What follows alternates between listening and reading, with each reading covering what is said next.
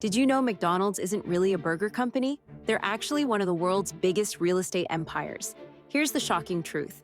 McDonald's makes more money from rent than from selling food. They own the land and buildings for most of their 40,000 restaurants around the world. Then they rent these properties back to their own franchisees at high prices. This genius plan came from founder Ray Kroc. He figured out early that owning prime real estate locations was way more profitable than just flipping burgers. While other restaurant chains focused on food, McDonald's quietly became property moguls. Today, McDonald's real estate portfolio is worth over $40 billion.